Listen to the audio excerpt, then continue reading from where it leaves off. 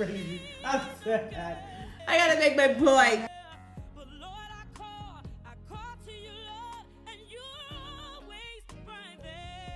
This is Amber, and today I want to discuss something concerning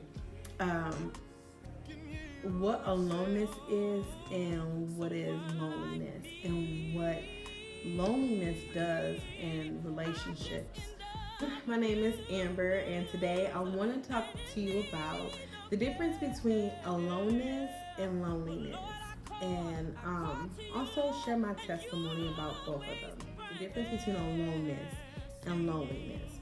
And aloneness is the absence of a presence, versus loneliness is the state of being or feelings or emotions. And so that's two different things. So aloneness is something you experience without the presence of someone, and ultimately that's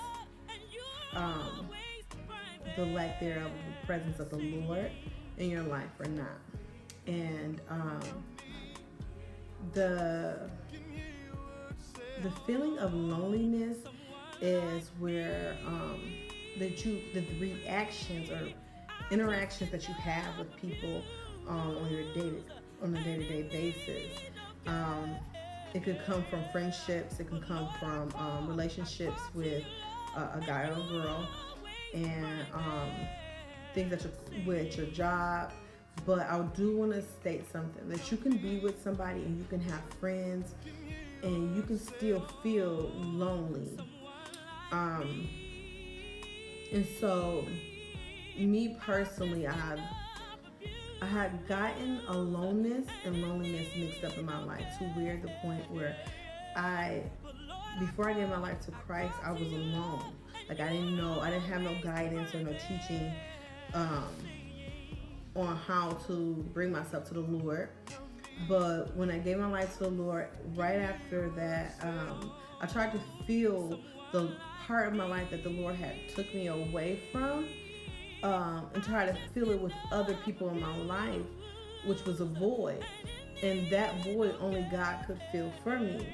And so when I ended up with dead-end relationships with guys, and real bad relationship with girls as friends, couldn't keep a steady job, and all of this came from a mixed philosophy of what aloneness was and loneliness.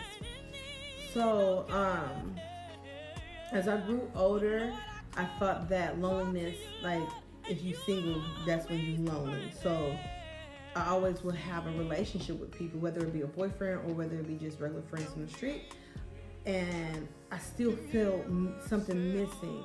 And honestly, the missing part was the presence of God in my life, and I never had that until I had given my life to the Lord. And so right after after I gave my life to the Lord, I still was needing that void to be filled in my life, and that I didn't understand that took time for the void to be filled by my intimate time with the Lord. And so that took years to realize. And during that duration, I'm thinking, okay, I'm saved and I'm good. But I still was battling the issue of loneliness, thinking that meant that I was alone, I wasn't worthy.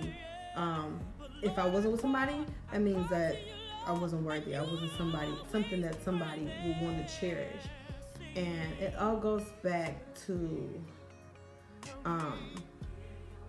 identity. So I thought that I had tied my worth to not being lonely and being with somebody in a relationship.